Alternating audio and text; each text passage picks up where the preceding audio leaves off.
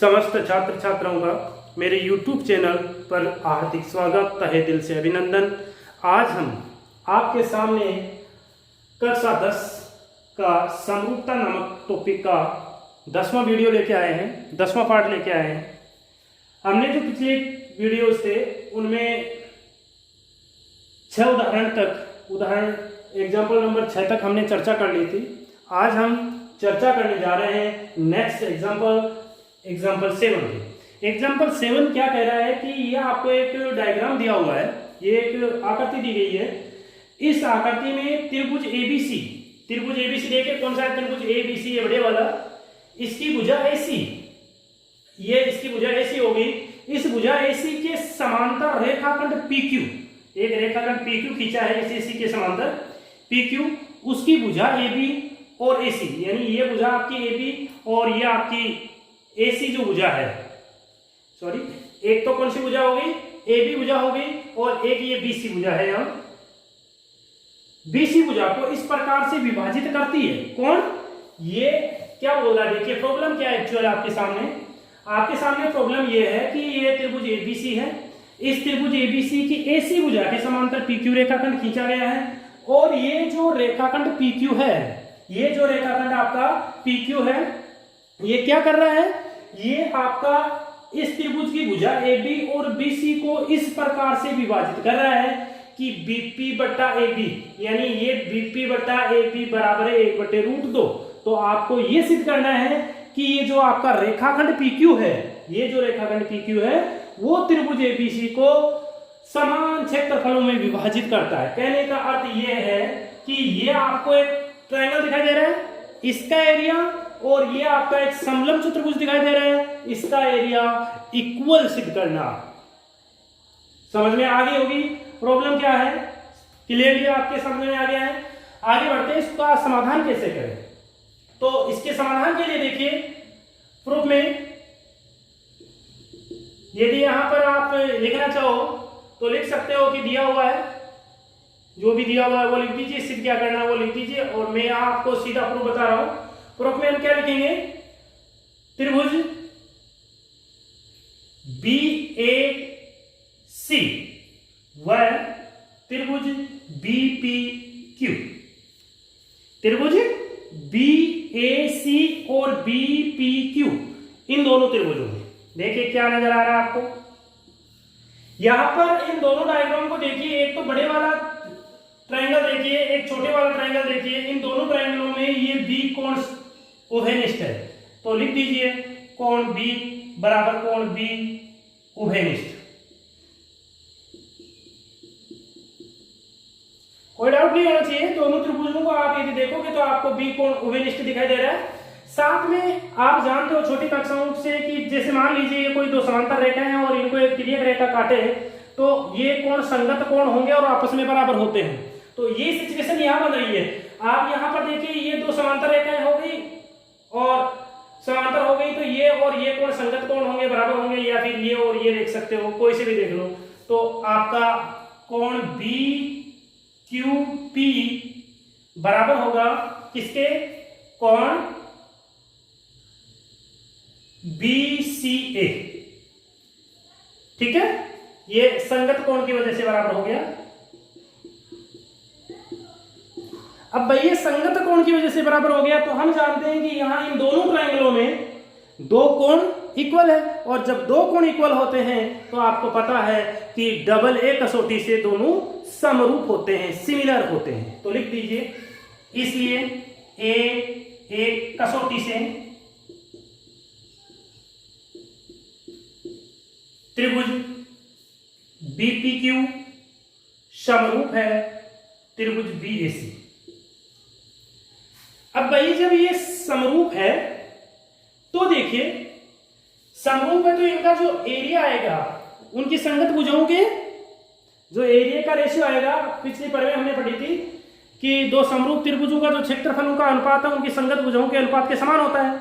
तो वही बात यहां अप्लाई कर देते हैं, इसलिए त्रिभुज BPQ का क्षेत्रफल बटे त्रिभुज BAC का क्षेत्रफल, अब भैया इनका क्षेत्रफल का रेशियो क्या आएगा, संगत भुजाओं के वर्गों के अनुपात के बराबर। तो इस त्रिभुज की संगत भुजा कौन सी होगी, बीपी, तो बीपी का वर्ग बटे ये इसकी कौन सी होगी, बीए, इसका वर्ग। बट भाई दे रखा है आपको, क्या दे रखा है, बीपी अपॉन बीए बराबर 1/√2, but BP by BA equal 1/√2। तो इसको यहां पुटअप कर देते हैं, तो ये चीज आप जानते हो, इसलिए क्या हो जाएगा आपका यहां जो एरिया बनेगा, जो एरिया का रेशियो आएगा, लिख सकते हो आप, लिखो तो बी पी क्यू का क्षेत्रफल बटे में त्रिभुज बी ए सी का क्षेत्रफल बराबर क्या हो जाएगा भाई, इसकी जगह ये देखो बीपी बटे बी है, तो ये बीपी बटे बी है जो है, तो इसकी जगह 1/√2 और इसका स्क्वायर, यहां से क्या हुआ 1/2। तो यहां से क्या निकल के आया आपके पास, यहां निकल के आया त्रिभुज बी ए सी का जो क्षेत्रफल होगा वो क्या होगा, इसको इधर वजह गुणा कर दीजिए, 2 यहां आके गुणा हो जाएगा, तो 2 गुणा त्रिभुज बीपीक्यू का क्षेत्रफल, इसको आप समीकरण 1 दे दीजिए यहां, ठीक है। क्या रिलेशन आया आपके पास एरियाज में, जो बड़े वाला त्रिभुज है इसका जो एरिया है छोटे वाले का डबल है। अब देखिए आपको तो जो रिलेशन दिखाना है वो कहां दिखाना है, ये जो पीक्यू रेखाखंड है इनको 2 समान भागों में विभाजित करता है इस त्रिभुज को, ये दिखाना है, यानी आपको दिखाना है आकृति 1 और आकृति 2 का एरिया बराबर है। तो लिख दीजिए समलंब चतुर्भुज क्या PACQ का क्षेत्रफल, या फिर ये न लिख करके आप ऐसा लिख सकते हो, त्रिभुज BAC का क्षेत्रफल माइनस त्रिभुज BPQ का क्षेत्रफल। देखिए भाई मैंने क्या किया, ये जो आपका क्षेत्रफल है इसमें से यानी पूरे त्रिभुज में से ये छोटे वाला त्रिभुज घटा दिया। जब भाई मैं इधर ये त्रिभुज का क्षेत्रफल घटा रहा हूं इसका, तो इधर एक कम हो जाएगा, तो ये त्रिभुज BPQ का क्षेत्रफल ही हो जाएगा। इस लाइन को दोबारा देखिए क्या कर रहा है भाई, बड़े वाले त्रिभुज के जो बड़े वाले त्रिभुज का क्षेत्रफल है वो छोटे वाले का दुगुना है। अब मैं क्या करता हूं कि बड़े वाले में से छोटे वाला त्रिभुज घटा देता हूं, यानी इस बड़े वाले त्रिभुज में से छोटे वाला घटा देता हूं, ठीक है। तो जब इधर घटाया है लेफ्ट हैंड साइड में, तो राइट हैंड साइड में भी घटाना पड़ेगा। तो BPQ का क्षेत्रफल जब मैं घटाऊंगा तो यहाँ डबल था, डबल से एक कम हो जाएगा, सिंगल बच जाएगा। ये क्या बन गया भाई, ये बन गया समलंब चतुर्भुज PACQ का क्षेत्रफल बराबर हो गया त्रिभुज BPQ का क्षेत्रफल। समझ में आ गया होगा, बहुत ही सिंपल है, कुछ भी नहीं करना। 2 त्रिभुज दिखाई दे रहे थे, दोनों को डबल ए कसौटी से सिमिलर कर दिया, सिमिलरिटी सिद्ध कर दी, सिमिलरिटी सिद्ध कर दी तो हम जानते हैं समरूप त्रिभुजों के क्षेत्रफलों का जो अनुपात होता है वो संगत भुजाओं के वर्गों के अनुपात में होता है। तो ये लिख दिया, बट हमें ये दिया हुआ है यहाँ, तो ये वैल्यूज यहाँ पुट किया, तो यहाँ से अपने पास समीकरण 1 आ गया। अब समीकरण 1 में से मैंने दोनों तरफ BPQ घटा दिया, BPQ घटाया तो यहाँ ये बन गया और इधर आपका ये बन गया, यही आपको सिद्ध करना था। तो इसको उतार लीजिए, और भाई इस वीडियो को जितना हो सके उतना ज्यादा इसको प्रसारित कीजिए, शेयर कीजिए और चैनल को सब्सक्राइब कीजिए, ताकि मेरे को मोटिवेशन मिलता रहे और आपके लिए एक और ज्यादा एनर्जी, पॉजिटिव एनर्जी के साथ नए वीडियो, ढंग के वीडियो बना सकूं। चलो आगे नेक्स्ट जो आपके पास एग्जांपल 8 है उस पर चलते हैं। इसको उतार लीजिएगा वीडियो को रोक के।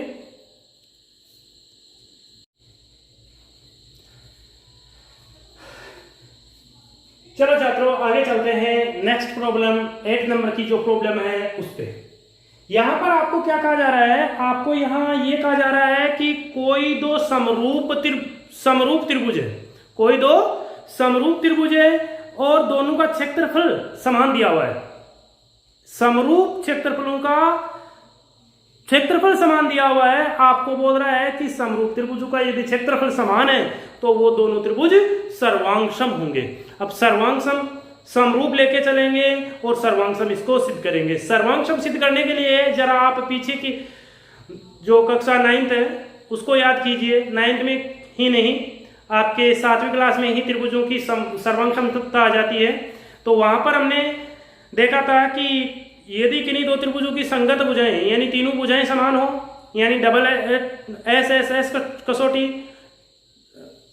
एस एस एस नियम हो गया, ए नियम हो गया, एस हो गया, ए नियम हो गया और RHS नियम, यानी वहां कुल मिला के 5 नियम होते हैं दो त्रिभुजों को सर्वांग समसिद्ध करने के। और 9th में भी हमने ये प्रॉब्लम की है। तो यहां जो चीज दी हुई है वो लेके चलते हैं। तो यहां आपको दिया हुआ है क्या, दिया है त्रिभुज ABC समरूप है त्रिभुज DEF, ठीक है। वह एक चीज और दे रखी है, त्रिभुज ABC का क्षेत्रफल बराबर है त्रिभुज DEF का क्षेत्रफल। अब भाई ये दोनों चीज दे रखी है, सिद्ध क्या करवाना वो लिख दीजिए। सिद्ध करना है, क्या सिद्ध करना है आपको? आपको सिद्ध करना है कि त्रिभुज ABC सर्वांगसम होगा त्रिभुज DEF। रचना की यहां कोई जरूरत नहीं है, सीधा हम प्रूफ करेंगे। तो देखिए प्रूफ पे चलते हैं। प्रूफ, चूंकि देखिए, चूंकि त्रिभुज ABC समरूप है त्रिभुज DEF। अब भाई समरूप दिया हुआ है तो समरूप की परिभाषा क्या थी? हमने बताया था कि यदि कोई दो त्रिभुज समकोणिक है, कैसे हैं? समकोणिक है और भुजाओं का अनुपात निश्चित है तो दोनों त्रिभुज समरूप होंगे। तो चूंकि यहां हमें समरूप दिया हुआ है तो इसलिए हम कह सकते हैं चूंकि त्रिभुज ABC समरूप है त्रिभुज DEF, इसलिए त्रिभुज ABC व त्रिभुज DEF समकोणिक होंगे। समकोणिक होंगे, समकोणिक का मतलब संगत कोण समान, यानी ए कोण D कोण के बराबर होगा, B कोण E कोण के बराबर होगा और C F के बराबर होगा। तो ये चीज आपके पास आ गई, ठीक है। तो अब आगे बढ़ते हैं। साथ में हम जानते हैं कि समरूप त्रिभुज है तो उनके क्षेत्रफलों का अनुपात निश्चित होता है। जो क्षेत्रफलों का अनुपात है वो नियत होगा। तो मैं लिख देता हूं, एंड त्रिभुज ABC का क्षेत्रफल बटे त्रिभुज DEF का क्षेत्रफल बराबर भैया क्या होना है? AB का स्क्वायर बटा DE का स्क्वायर होना है। AB का स्क्वायर बटा DE का स्क्वायर होना है। लेकिन दिया हुआ है हमें, क्या दिया हुआ है कि दोनों क्षेत्रफल बराबर है, दोनों त्रिभुजों के क्षेत्रफल बराबर है। तो इसका और इसका तो जब दोनों का बराबर है तो यहाँ दोनों कट जाएंगे, क्या आ जाएगा? 1 बराबर AB स्क्वायर बटे में DE स्क्वायर। यहां से इसको डिसिंप्लाइज करके लिख दीजिए, AB का स्क्वायर बराबर DE का स्क्वायर, और यहां से इसको पुनः डिसिंप्लाइज करके लिख दीजिए AB बराबर DE। क्या हो गया भैया? देखिए समकोणिक तो थे ही थे, यानी ये कोण इसके बराबर था, ये कोण इसके बराबर था और ये कोण इसके बराबर था ना। समकोणिक है तो संगत कोण समान है। अब यहां से हमने क्या सिद्ध कर दिया? AB बराबर DE, यानी AB भुजा इस DE भुजा के बराबर है। अब भैया देखो रहे, A कोण D कोण के बराबर है, B कोण E कोण के बराबर है, दोनों के बीच की भुजाएं बराबर है। अतः यहां कोण A बराबर कोण D और AB बराबर DE और साथ में कोण B बराबर कोण E, इसलिए ASA कोण भुजा कोण नियम से त्रिभुज ABC सर्वांगसम होगा त्रिभुज DEF। सिंपल है, कुछ भी नहीं करना भैया। आपको दे रखा है समरूप है, समरूप है तो आप जानते हो कि समकोणिक है। क्या है? समकोणिक है। और साथ में आप जानते हो कि समरूप का सिमिलर जो ट्रायंगल होते हैं उनका जो एरिया है, एरिया का जो अनुपात है, जो रेशियो है, वो संगत भुजाओं के वर्गों के अनुपात के समान होता है। तो मैंने वही लिखा है भाई यहाँ। लेकिन आपको एरिया इक्वल दे रखा है, तो ये एरिया इस एरिया से कैंसिल हो जाएगा। एक बार कट गया, इसको इधर गुणा कर दिया तो ए बी का वर्ग बराबर डी का वर्ग हो गया, यानी ए बी बराबर डी हो गया। अब भैया डायग्राम पे चलिए। पहले तो इस बात को ध्यान रखिए, समकोणिक है, और अब एक इस बात को ध्यान रखिए, समकोणिक का मतलब ए कोण डी के बराबर होगा, बी कोण ई के बराबर होगा। जैसे मैंने नाम लिखे हैं, ए के संगत डी हो गया, डी के संगत ई हो गया, सी के संगत एफ हो गया, तो ये इक्वल होंगे। और साथ में इनके बीच की भुजा भी बराबर सिद्ध हो रही है, तो ये दोनों त्रिभुज कॉन्ग्रुएंट होंगे, सर्वांग सम होंगे। किस रूल से?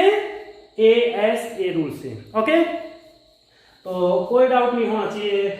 आगे बढ़ते हैं। आगे बढ़ने से पहले आप इसको वीडियो को रोक करके और आप उतार लीजिए। चलो, आपकी जो प्रॉब्लम नवी है, नवी प्रॉब्लम पर गौर फरमाते हैं। क्या कह रहा है कि एक त्रिभुज एबीसी है, क्या है? समद्विबाहु। क्या है? समद्विबाहु है, साथ में कोण सी समकोण बता रहा है भाई साहब। तो भैया एक काम करते हैं, ये सी कोण कर दिया और इसको थोड़ा और कर देते हैं, ये तो ए बी सी, ये त्रिभुज आपका कैसा है? समद्विबाहु, साथ में समकोण त्रिभुज भी है और समद्विबाहु भी है। आप जानते हो समद्विबाहु त्रिभुज किसे कहते हैं? ऐसा त्रिभुज जिसकी दो भुजाएं बराबर हो। और समकोण में आप जानते हो समकोण के सामने की भुजा सबसे बड़ी, यानी समकोण के सामने की ये भुजा डिफरेंट होगी। तो कौन कौन सी भुजा बराबर होगी? फिर ये और ये। क्यों? क्योंकि ये समकोण के सामने वाली तो बराबर हो ही नहीं सकती। ठीक है, क्यों नहीं हो सकती? क्योंकि ये सबसे बड़ी भुजा होगी। जब ये सबसे बड़ी हुई तो फिर दो कोई इसके बराबर नहीं हो सकती, यानी ये और ये दोनों आपस में बराबर नहीं हो सकती, ये दोनों। तो कौन कौन सी बराबर हुई? ये और ये। तो लिख दीजिए जो दिया है त्रिभुज ए बी सी एक समकोण है। क्या? समकोण समद्विबाहु, समकोण समद्विबाहु त्रिभुज है। क्या है? त्रिभुज एबीसी एक समकोण समद्विबाहु त्रिभुज है। इसलिए क्या होगा? या यहां लिखना चाहो तो लिख सकते हो कि कोण सी बराबर 90 डिग्री। अगला दे रहा है सी समकोण है, वह बीसी बराबर एसी भी दे रखा है। सी कोण 90 डिग्री दे रखा है, बीसी बराबर एसी दे रखा है।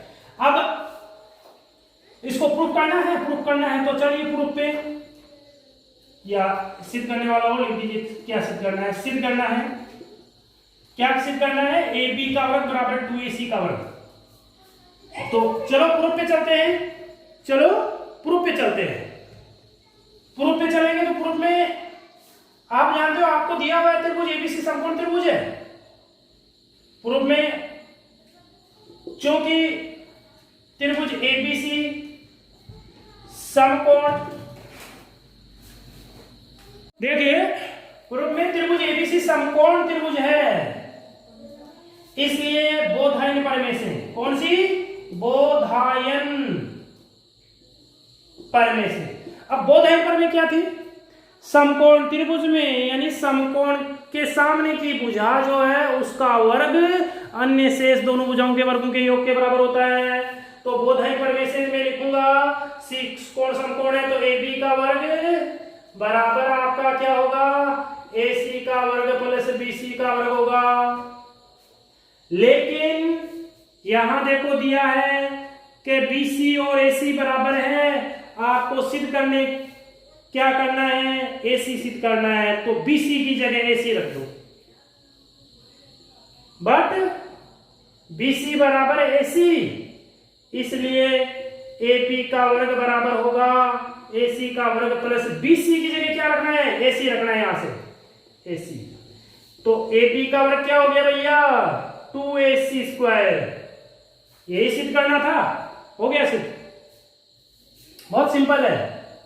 यदि मैथमेटिक्स में आपके कंसेप्ट क्लियर हो गया ना, एक बार कंसेप्ट क्लियर हो गया तो कोई दिक्कत ही नहीं है। अब जब कंसेप्ट क्लियर नहीं होगा, कंसेप्ट से आज से यहां ये है कि हम समरूपता पढ़ रहे हैं, तो समरूपता होती क्या है, समरूपता की परिभाषा क्या होती है। आपके जो चारों ओर वातावरण है उसमें समरूप चीजों की तुलना कीजिए कि कौन कौन सी समरूप हो सकती है। तो समरूपता का कॉन्सेप्ट क्लियर होना चाहिए। तो यहां हम त्रिभुजों के बारे में पढ़ रहे हैं, तो दो त्रिभुज समरूप कब होंगे, आपको बता रखा है समकोणिक और भुजाओं का अनुपात नियत होगा तो ही समरूप होंगे। जब ये चीज आपके क्लियर है, आगे जो परमे क्लियर है, उनको आपने ढंग से आत्मा से अंतरात्मा से पढ़ा है, तो भाई कोई दिक्कत नहीं होगी। और यदि आप रट रहे हो, थ्योरम्स को रट रहे हो, परिभाषा रट रहे हो, तो मैथमेटिक्स कभी समझ में नहीं आना। क्लियर? तो इस मैथमेटिक्स की आत्मा को समझिए, इस जो कॉन्सेप्ट चल रहा है उस कॉन्सेप्ट की आत्मा को समझिए। आत्मा यदि समझ गए तो कोई दिक्कत नहीं है, और यदि रटोगे तो भैया कुछ नहीं होना। तो ये आपकी जो 9 नंबर की प्रॉब्लम है वो क्लियर होगी। आगे बढ़ते हैं 10 नंबर का जो एग्जांपल है उससे। भाई आपकी अब प्रॉब्लम नंबर 10 आ रही है। ये प्रॉब्लम नंबर 10 जो है 2021 बोर्ड परीक्षा कक्षा 10 के लिए बहुत ही इंपॉर्टेंट है। बहुत बढ़िया प्रॉब्लम है, आपकी पाठ्य पुस्तक की सबसे बढ़िया प्रॉब्लम है। तो इस पर गौर फरमाते हैं क्या चीज है। तो देखिए क्या चीज है। ये कह रहा है कि ये कोई समद्विबाहु त्रिभुज है एबीसी। नजर आ रहा है आपको स्क्रीन पर, कोई दिक्कत नहीं है। फिर बोल रहा है इसकी भुजा बीसी, ये भुजा बीसी, बीसी पर एक बिंदु डी, ये लो साहब इस प्रकार स्थित है। किस प्रकार कि बीडी जो है वो बीसी का 1/3 भाग है, यानी ये बीसी का 1/3 है। ठीक, तो आपको ये चीज सिद्ध करनी है। ये चीज सिद्ध करनी है तो मैं यहां देखिए, यहां रचना करूंगा त्रिभुज ए बी सी में ए शीर्ष से, यदि आप लिखना चाहो इसमें लिख सकते हो कि दिया हुआ है, क्या दिया हुआ है और क्या आपको सिद्ध करना है, और रचना में आप इसको लिख देना। चलो मैं लिख देता हूं, रचना लिख देता हूं सीधा। रचना त्रिभुज एबीसी में शीर्ष ए से बीसी पर लंब एई डाला। क्या किया, यहां से इस सम्मुख भुजा पर लंब डाल दिया एई। क्लियर? अब यहां से देखिए क्या चीज हो गई। ये रचना में लिख दिया मैंने कि त्रिभुज एबीसी में शीर्ष ए से बीसी भुजा पर लंब एई डाल दिया। अब आप जानते हो कि आपने बिंदु पथ में पढ़ा है कि ये कोई ए बिंदु है और ये कोई बी बिंदु है। अब इन दोनों बिंदु से समदूरस्थ एक बिंदु है सी, तो इस सी का बिंदु पथ क्या होगा, ए बी को मिलाने वाले रेखाखंड का लंबवर्धक होगा कि नहीं। बिंदु पथ में पढ़ा था, बिंदु पथ में पढ़ा था, तो आपका ये क्या हो गया, ए ई बी सी का लंबवर्धक हो गया, यानी ई मध्य बिंदु हो गया। तो लिख दीजिए प्रूफ में, या इसी में लिख दीजिए, या इसमें रचना में लिखते तो भी चलेगा, केवल आप तो ये लिख दीजिए त्रिभुज के शीर्ष ए में बीसी, शीर्ष ए से बीसी पर लंब ए डाला, अतः यहां ए डाला, यहां से आप जानते हो बिंदु पथ से डाला, अतः यहां बीई बराबर होगा सीई बराबर होगा बीसी का आधा। ये बात समझ में आई कि नहीं? दोबारा देख लीजिए।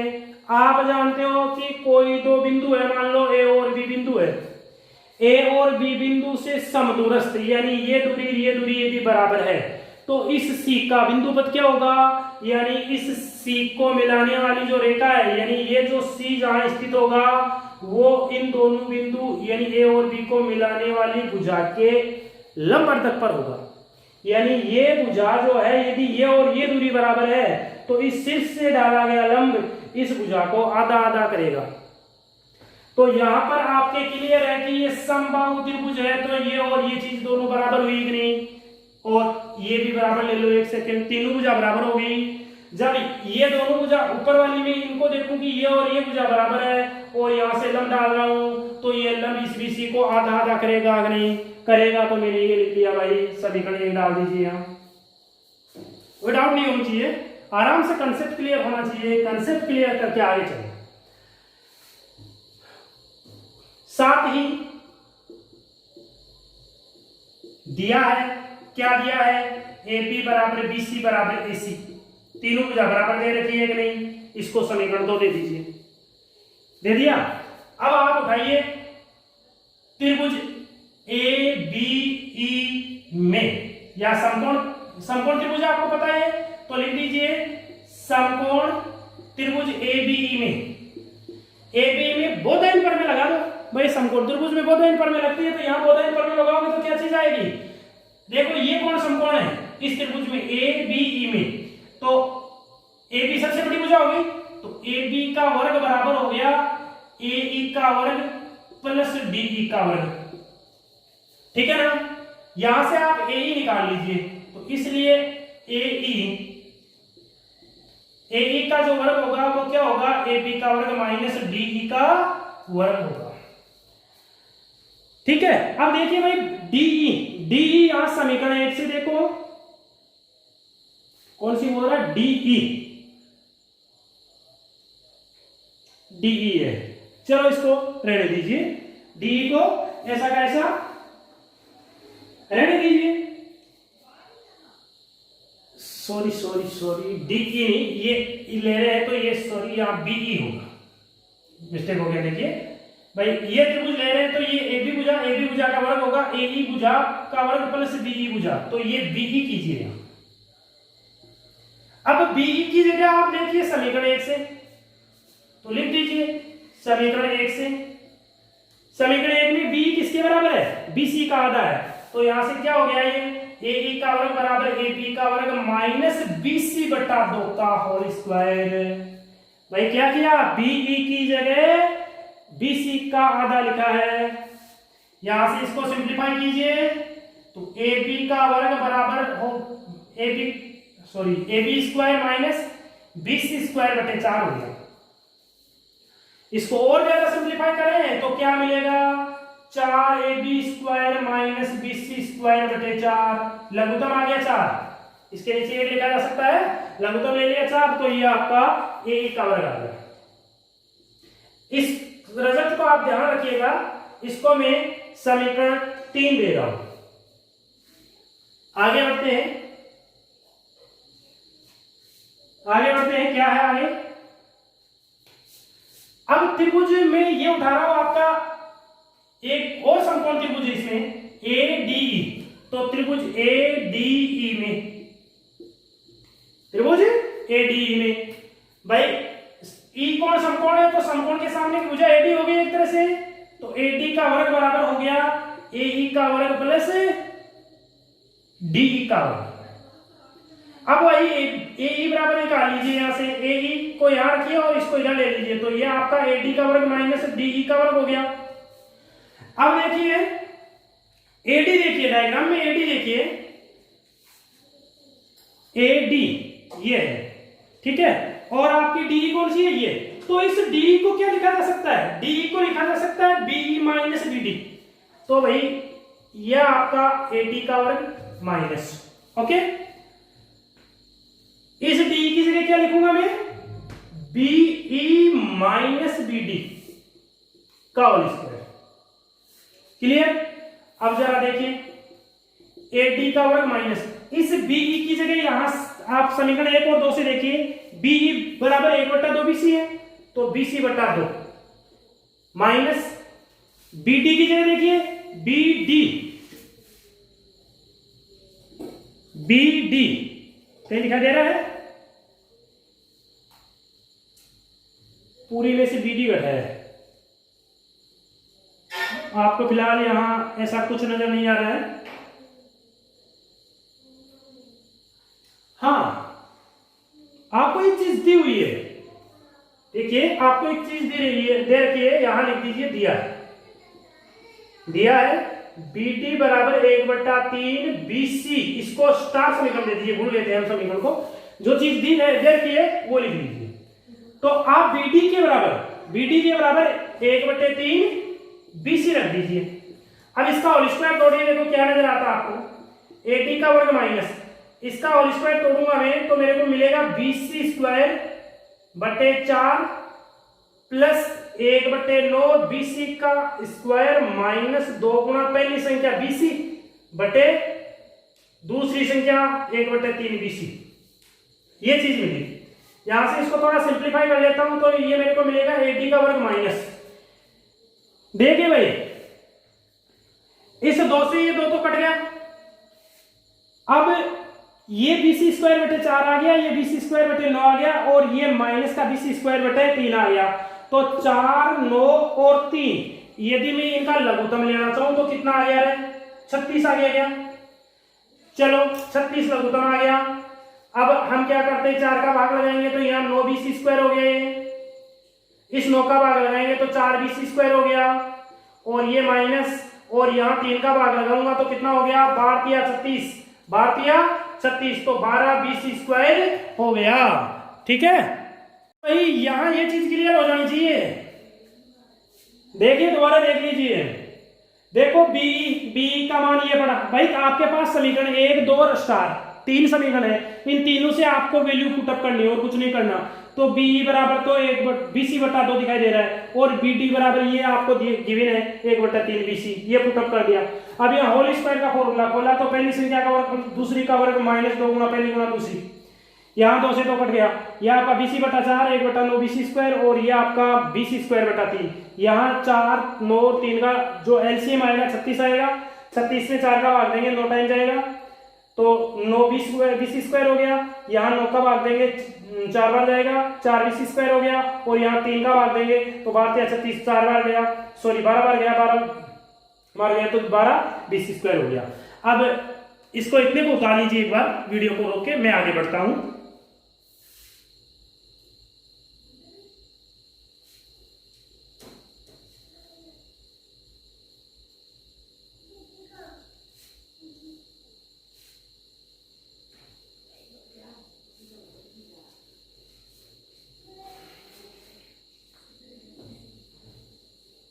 अब देखिए इसको थोड़ा सा और सरल कर लेता हूं, ये आपका क्या चल रहा था, AE का वर्ग चल रहा था, तो ये आपका हो गया AE का वर्ग बराबर हो गया AD का वर्ग माइनस, देखिए भैया 9 और 4 कितना होता है 13, 13 में से 12 गया तो कितना बचा 1, तो BC² बटे में 36।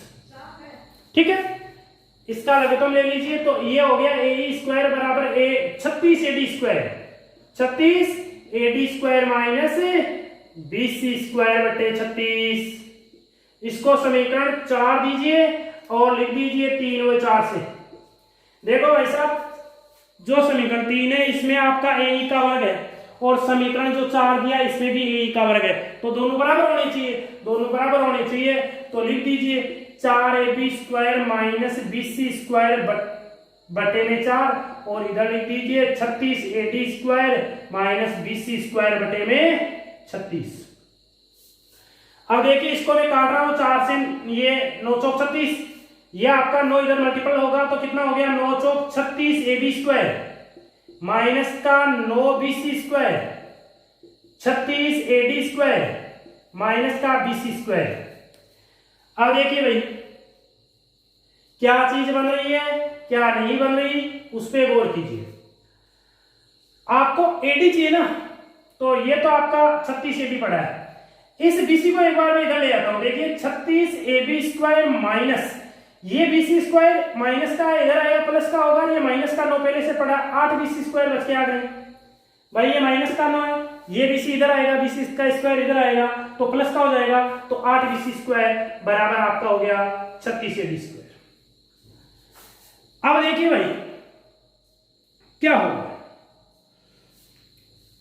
आपको पता है कि BC AC तो बराबर है, समीकरण 2 देखिए, ए बी बराबर बी सी बराबर ए सी।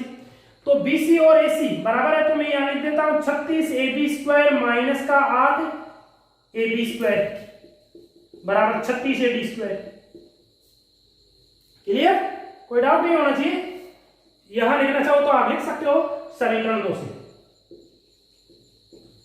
अब देखिए 36 में से 8 गया तो कितना, 28 हो गया। 28 ए बी स्क्वायर बराबर हो गया 36 ए डी स्क्वायर। अब 4 के फाड़े से काट दीजिए तो 7 चौक 28, 9 चौक 36, सही है ना। तो क्या हो गया, 7 ए बी स्क्वायर बराबर 9 ए डी स्क्वायर हो गया।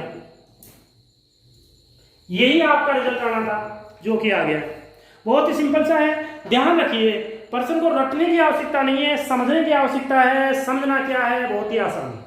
क्या आपको देखा है कि त्रिभुज एबीसी एक समबाहु त्रिभुज है। क्या है? समबाहु त्रिभुज। साथ में आपको देखा है कि जो बीडी है वो बीसी की 1/3 है। ठीक, ये गिवन है, जो गिवन है उसको लिख दीजिए। प्रूफ क्या करना है, ये करना है। रचना में क्या लिखना है, रचना में लिख देना है कि शीर्ष ए से बीसी पर लंब एई डाला जो कि बीसी को समविभाजित करेगा। क्यों? बिंदु पद से जानते हैं। ठीक है भाई, ये और ये दूरी बराबर है तो ये एई जो है वो इसका मध्य बिंदु होगा। तो यहां से बीई बराबर बीसी बराबर बीसी का आधा हो गया। समीकरण 1 उसको दे दिया, समीकरण 2 दे दिया। तीनों भुजाएं बराबर है, समबाहु त्रिभुज है उसको।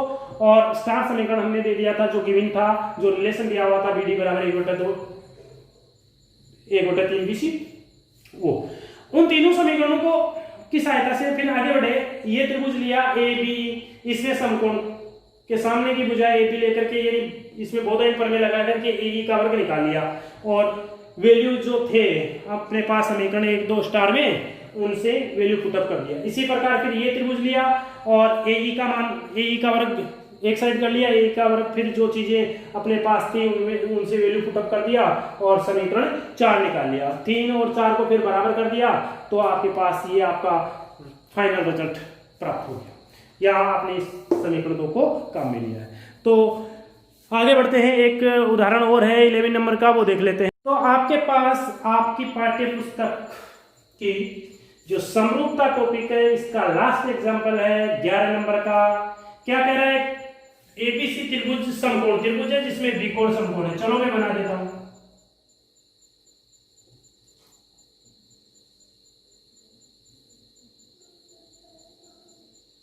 ये लो भाई, बी कोण समकोण है, इसको ए बोल दूं और इसको सी बोल दूं।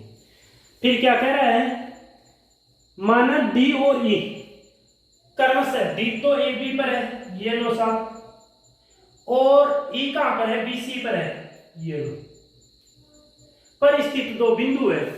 तब आपको, यानी ये तो आपका डी है और ये आपका ई है। सिर्फ क्या करना है, ए ई का वर्ग, ए ई कौन सी हुई भाई, ए ई कौन सी हो गई, ए ई हो गई ये।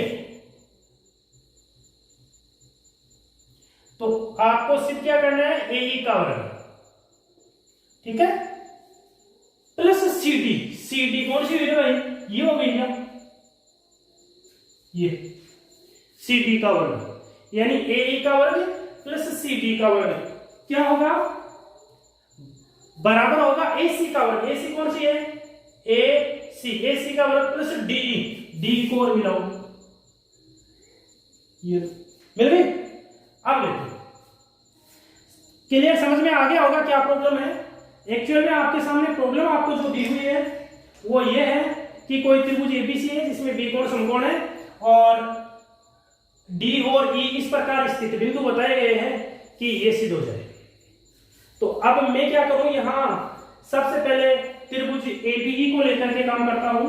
तो त्रिभुज एबीई में देखिए, त्रिभुज एबीई एक समकोण त्रिभुज है, दिखाई दे रहा है, इसलिए बहुत दिन पर में लगेगी। तो मैं सीधा लिख देता हूं, समकोण के सामने की भुजा एई हो गई क्या, तो एई का वर्ग बराबर होगा ए बी का वर्ग प्लस बीई का वर्ग। समीकरण 1 दे दीजिए भाई।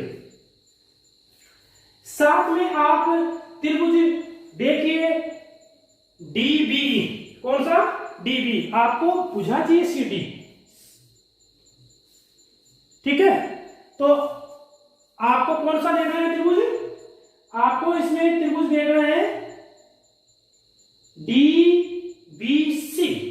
देखिए आपको एक तो ए बुझा चाहिए जो कि मिल जाएगी यहां से, एक CD चाहिए, CD कहां से मिलेगी? CD ये रही। तो कौन सी त्रिभुज में CD बुझा?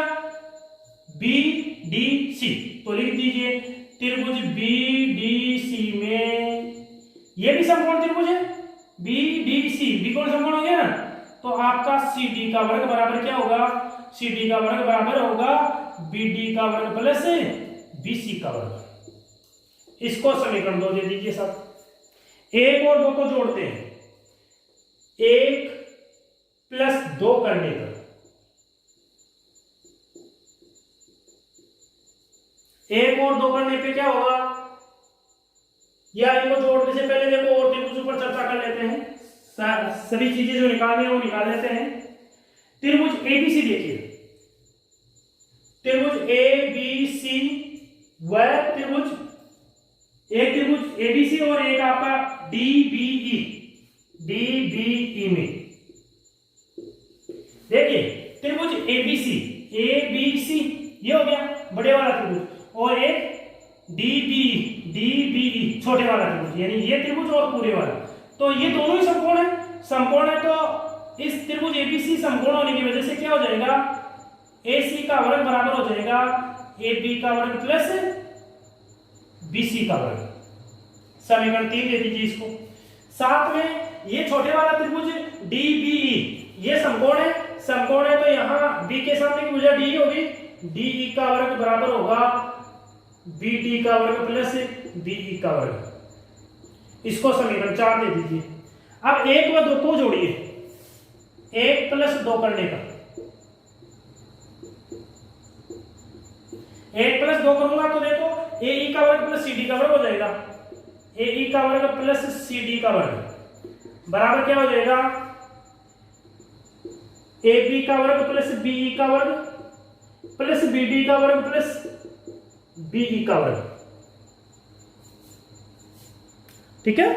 सॉरी, BD का वर्ग देखिए, AB का वर्ग प्लस BE का वर्ग और BD का वर्ग प्लस BC है, सॉरी यहां BC का वर्ग। ये चीज हो गई। अब भैया देखिए आप AB का वर्ग प्लस BC का वर्ग, समीकरण 3 में देखिए AB का वर्ग प्लस BC का वर्ग बन रहा है, तो मैं क्यों नहीं इनको दोनों को एक जगह लिख देता हूं। तो यह आपका AB का वर्ग प्लस BC का वर्ग हो गया, और ये जो शेष बचा है इसको एक साथ लिख देते हैं, BE का वर्ग प्लस BD का वर्ग। अब जरा गौर फरमाइए, समीकरण 3 से इसकी जगह क्या लिख दूं? AB वर्ग प्लस BC के वर्ग की जगह AC का वर्ग लिख दूं क्या? और समीकरण 4 से इसकी जगह क्या लिख दूं? DE का वर्ग। क्या हो गया भाई?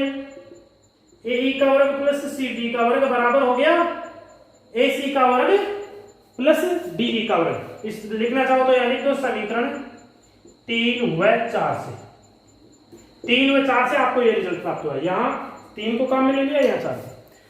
तो इस प्रकार से ये आपका लास्ट जो उदाहरण है इस प्रश्नावली का वो खत्म होता है। आप इस वीडियो को जितना ज़्यादा हो सके लाइक कीजिए और सब्सक्राइब कीजिए, और ज़्यादा से ज़्यादा लाइक करोगे, सब्सक्राइब करोगे, शेयर करोगे तो उससे क्या है, हमें मोटिवेशन मिलेगा और हम आपके लिए डबल एनर्जी के साथ काम करेंगे, अच्छे अच्छे वीडियो आपके सामने प्रस्तुत करेंगे। तो इसी पॉजिटिव सोच के साथ विदा लेते हैं। कल मिलेंगे, इसका जो लास्ट टॉपिक है 11वां टॉपिक, उस पर चलेंगे। तो थोड़ा आप जो पाठ्य पुस्तक के क्वेश्चन हैं उनको सिंप्लीफाई करने की कोशिश कीजिएगा। Thank you.